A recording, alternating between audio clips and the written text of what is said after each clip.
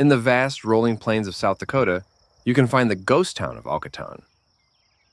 Though the 2023 census records a population of 23, the majority of these residents likely live on nearby farms, as most of the town's buildings are in decay, and there are no longer any operating services or businesses.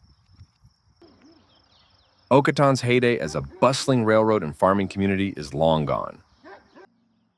The town was established in the early 1900s when the Chicago, Milwaukee, and St. Paul Railroad expanded westward towards Rapid City. It quickly became home to a mix of railroad workers and resilient homesteaders. For a time, Okaton thrived, with several businesses springing up to support the growing population. However, almost all of those businesses have disappeared, leaving behind little more than memories and weathered ruins. The Okaton grain elevator is one of the few structures still standing, a relic of the town's past prosperity. Built to serve local farmers, it became an important hub for the grain industry in the region. It still towers over the landscape, though it now bears the faded name Bingo Grain Co., after a movie that was filmed there but never released.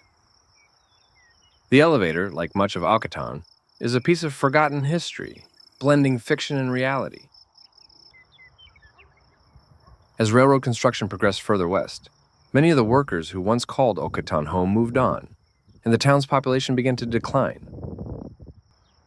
Some hardy settlers remained, farming the land and raising cattle, but life on the plains was tough. The brutal winters and the challenges of subsistence farming drove many to abandon their homesteads, especially during the hardships of the Great Depression. Those who remained faced isolation as neighbors left in search of better opportunities in the cities. The final blow to Okaton's dwindling vitality came in the mid-1980s, when the railroad pulled out of the area, and the town was bypassed by the newly constructed I-90. With no easy access or rail connection, the few remaining residents found themselves more cut off than ever. In the 1980s, despite the town's near total decline, Robert and Evelyn Westlake saw an opportunity. The couple, originally from Illinois, bought property in Okaton and attempted to turn the town into a tourist destination. They set up signs along I-90 advertising Westlake's Ghost Town and opened a small rock shop, gas pumps, and a general store that served drinks and sandwiches. To attract visitors, the Westlakes created a ghost town facade alongside their store and even added a petting zoo.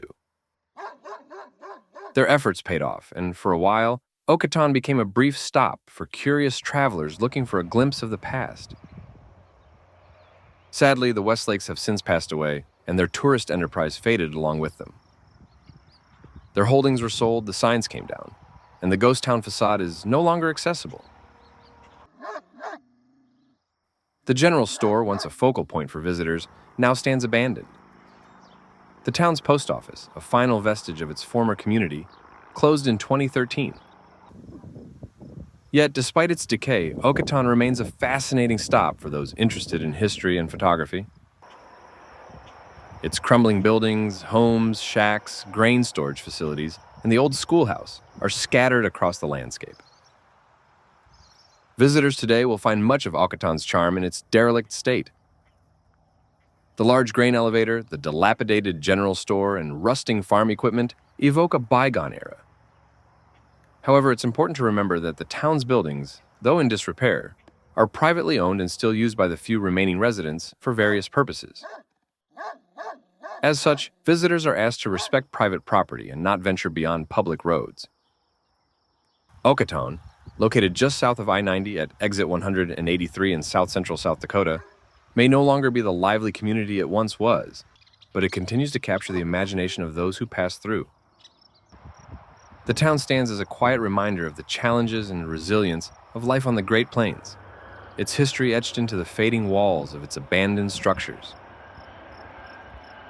If you found this overview helpful, be sure to give the video a thumbs up and don't forget to subscribe for more content like this.